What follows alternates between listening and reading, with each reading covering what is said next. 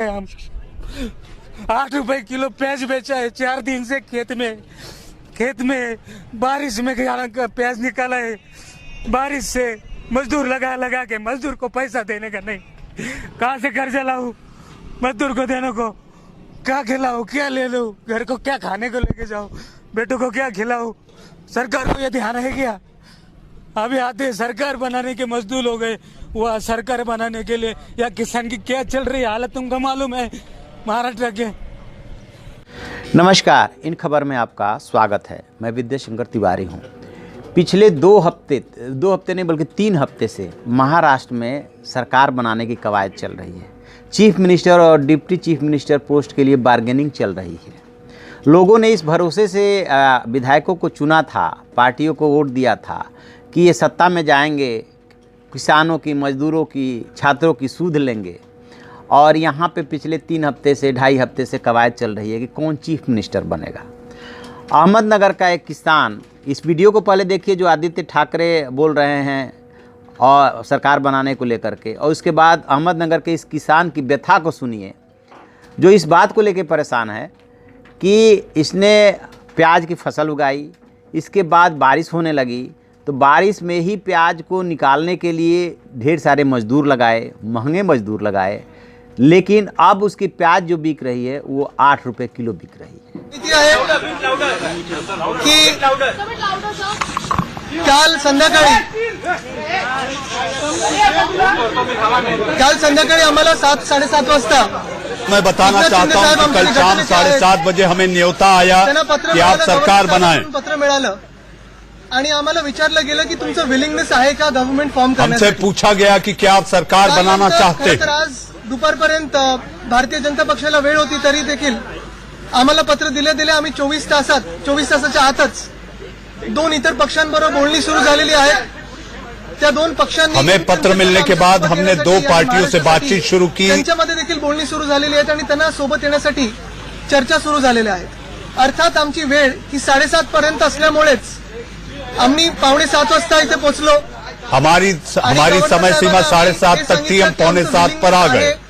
सरकार फॉर्म करण्यासाठी आम्ही क्लेम केलेला आहे। हमने सरकार बनाने का दावा पेश किया है। पत्र मिळाल्यानंतर 23 तासामध्ये शिवसेनेचे सगळे जे आमदार आहेत त्यांनी 8 रुपए किलो प्याज बेचा है 4 दिन से खेत में बारिश में प्याज निकाला है।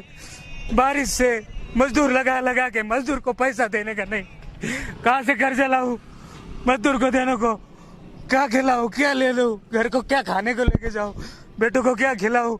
सरकार को ये ध्यान है क्या? अभी आते सरकार बनाने के मजदूर हो गए, वह सरकार बनाने के लिए या किसान की क्या चल रही हालत तुमको मालूम है महाराष्ट्र के।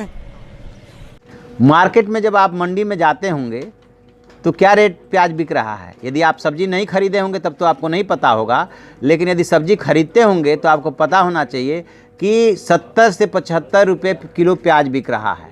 और यदि थोड़ी क्वालिटी कमज़ोर है तो वो 60-65 रुपये किलो प्याज बिक रही है। तो 60 से 80 रुपये किलो प्याज जो है मंडी में बिक रहा है और किसान को कितना मिल रहा है? 8 रुपये किलो। अब ये बेचारा किसान जो रो रहा है और ये सोशल मीडिया पे खूब वायरल हो रहा है, ये कह रहा है कि ये बताए सरकार, ये बताए व्यवस्था कि क्या तो मैं अपने जो जिन लेबर्स ने यानी कि जिन मजदूरों ने इस प्याज को निकाला, कहाँ से तो मैं उनकी मजदूरी दूं और कहाँ से मैं अपने बच्चों को खिलाऊं, अपने परिवार का पेट पालूं। इसका क्या सिस्टम इसका जवाब देगा? नहीं ना, क्योंकि राजनीति में तो संवेदनशीलता होती नहीं है, राजनीति तो संवेदनहीन होती है ना। वो तो बस चुनाव आने तक उसका अपना एक तासीर होता है कि बहुत ज़्यादा संवेदनशील दिखती है, होती नहीं है, दिखती है कि हमें आम आदमी की चिंता है। महाराष्ट्र में चाहे बीजेपी हो, चाहे शिवसेना हो, चाहे कांग्रेस हो या एनसीपी हो, किसी के पास इस बात का जवाब हो सकता है कि 3 हफ्ते से सरकार का गठन क्यों नहीं हो रहा है, किसानों की सूद क्यों नहीं ली गई। उद्धव ठाकरे भी किसानों के बीच में भाग के जा रहे हैं, देवेंद्र फडणवीस भी किसानों के बीच में भाग के जा रहे हैं। हर कोई किसानों से मिल रहा है, बात कर रहा है, लेकिन उनकी समस्या कोई नहीं सुलझा पा रहा है। अब ये बताइए कि ये किससे ये किसान किससे अपनी व्यथा कहे और कौन इसको न्याय देगा। मतलब कि लोकसभा चुनाव से पहले हर किसान के खाते में साल में 6,000 रुपये देने की बात की गई। 2,000 रुपया जो है हर उसमें क्वार्टरली की बात की गई। और अब उस 2000 या 6000 रुपये से तो किसानों का पेट भरता नहीं है, उसके परिवार का गुजारा होता नहीं है, तो क्या करे किसान। और ये चूँकि प्याज, आलू, प्याज, टमाटर और कुछ इस तरह की ऐसी फसलें हैं जो कच्ची फसल कही जाती है, यानी कि एक लिमिट तक ही टिक सकती हैं, उसके बाद वो सड़ने लगती है। आलू को कोल्ड स्टोर में रख लीजिए, इसको भी कोल्ड स्टोर में रख लीजिए, लेकिन उसकी भी एक लिमिट होती है, क्योंकि डायरेक्ट कोशिश ये होती है कि कोल्ड स्टोर में रखने का पैसा लगता है कि सीधे किसान जो है प्याज उठाए और उसके बाद मंडी में पहुँचाए ताकि उसको अच्छी कीमत मिल जाए। बट हुआ इसका उल्टा। इस साल कहा जा रहा है कि प्याज का उत्पादन 70% कम हुआ है और अफ़गानिस्तान से और दूसरी जगह से प्याज का आयात किया जा रहा है, लेकिन जो देश में प्याज है उसकी कीमत हम दे पा रहे हैं सिर्फ 8 रुपये पर केजी। अब ये इस किसान से कोई पूछे इसका दर्द और ये राजनीति जो कि ख़त्म होने का नाम नहीं ले रही। तो आप ऐसी खबरों के लिए देखते रहिए हमारा डिजिटल चैनल इन खबर। Thank you. इन खबर चैनल को सब्सक्राइब करें और बेल आइकन दबाना ना भूलें।